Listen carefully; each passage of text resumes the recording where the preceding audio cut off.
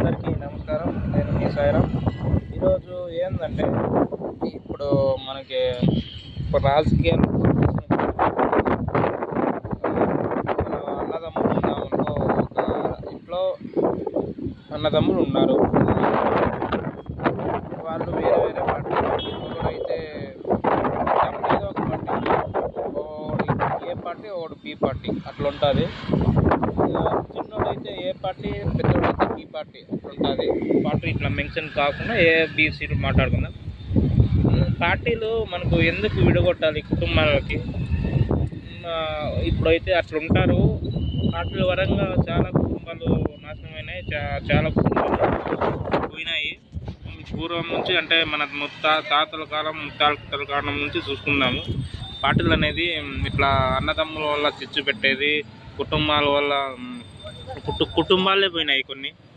కాబట్టి ఏ పార్టీ అయినా ఉన్ని సహజమే. అన్నదమ్ములు ఏ పార్టీ అయినా ఉన్ని ఓకే, వాళ్ళ వ్యక్తిగత వాళ్ళవి, వాళ్ళ ఇది అవి చెప్పుకోవచ్చు. ఏం చెప్పుకుంటే చెప్పుకో, లేకుంటే చెప్పొద్దులే. ఏంటంటే ఈ కుటుంబం బాధ్యతకు వచ్చినాక అందరం ఒకటే. ఆ పార్టీ ఈ పార్టీ అని ఎవరు చూడకూడదు. అందరం ఒకటే పార్టీ. కుటుంబం కాడ అందరూ ఒకటే పార్టీ అనమాట. పార్టీ ఏదైనా ఉండొచ్చు, నువ్వు ఓటు ఎవరికైనా వేసుకోవచ్చు కాదనట్లే. కానీ కుటుంబం పర్యవేక్షణ అంటే కుటుంబం బాధ్యత అందరిది అనమాట. అందరూ తీసుకోవాలి కుటుంబం. ఈ దోస్తులే ఉన్నారనుకో, ఈ కాలంలో దోస్తులు ఇన్స్టాగ్రామ్ అంట, ఫేస్బుక్ అంట, సోషల్ మీడియా ఎక్కువ అయిపోయింది. ఎందుకంటే సోషల్ మీడియాలో ఏ పార్టీ బి పార్టీ అని ఫైర్ చేస్తున్నారు. అంటే కామెంట్ చేసుకోవడము, మాట్లాడడము జరుగుతుంది, మళ్ళీ సారీ చెప్పడము అట్లా జరుగుతుంది. కాబట్టి ఫ్రెండ్షిప్ అయినా కూడా ఉన్నిలే, వాళ్ళు వేరే పార్టీ అయినా ఉన్ని, మనం వేరే పార్టీ అయినా, మన ఫ్రెండ్ వేరే పార్టీ అయినా ఉన్ని, మన ఏదైనా ఉన్ని, ఫ్రెండ్ అన్నాక ఫ్రెండ్ మాట్లాడుకుందాం. చూసినావా యోగ సమయాలు చూసినావా, వచ్చినావా అంతే. పార్టీల విషయము ఎక్కడికి రాకూడదు. మన నాయకుడు మంచి చేస్తుండే వానికి ఆపోజిషన్ పార్టీ అయినా వానికి మంచిగా మాట్లాడతారు. బాగా చేసినారని. ఏ ప్రభుత్వం అయినా రాని జనాలకి వాళ్ళ ప్రభుత్వానికి పొగుడుతారు మంచిగా చేస్తే. మంచిగా చేయకపోతే ఇంకా అవే బాగలేదు మామూలు జనాలు అనుకునే విధంగా అనుకుంటారు. కాబట్టి ఒకవేళ రాజకీయం ఎక్కువ ఇంట్రెస్ట్ ఉన్నవాళ్ళు వెళ్ళిపో. తక్కువ ఇంట్రెస్ట్ మధ్యగా ఉంటారు చూడు, అటు ఇటు కాకుండా వాళ్ళ మటుకు రాజకీయాల జోలికి పోతుందండి. మనం ఎంత కుటుంబం బాగా చూసుకున్నామా, తర్వాత ముందుకు పోయినామా. ఏ పార్టీ అయినా ఒకటే, ఆ పార్టీ అయినా ఒకటే, ఈ పార్టీ అయినా ఒకటే, ఏ పార్టీ అయినా ఒకటే, బి పార్టీ అయినా ఒకటే, కాబట్టి సి పార్టీ అయినా ఒకటే. 3 పార్టీలు ఏ పార్టీ అయినా ఒకటే, ఏబిసి.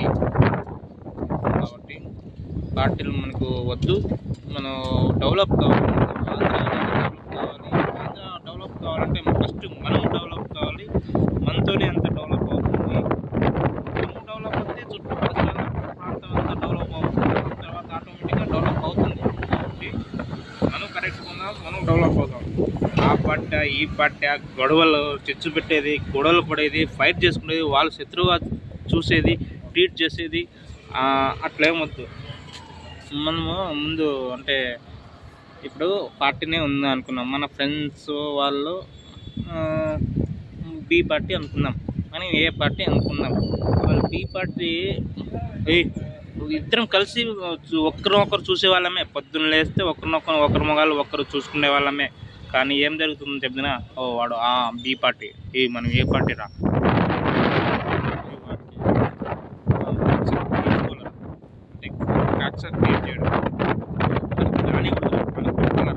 వాడు అనుకున్నాం ఈయనకి పుట్టాలరా, ఈడు ఏ పార్టీ రా, ఈయనకి మర్యాద చేయకూడదురా, వాడు మన కిందేరా, వాడు బి పార్టీ మన కిందేరా, అట్లా అనుకోవడమే జీవితం అంతా అది జరిగిపోతుంది. జీవితం అంతా గడిచిపోతుంది. అది ఒక వ్యామోహం, ఒక అట్రాక్షన్, ఒక లోతు దిగితే అది అనమాట.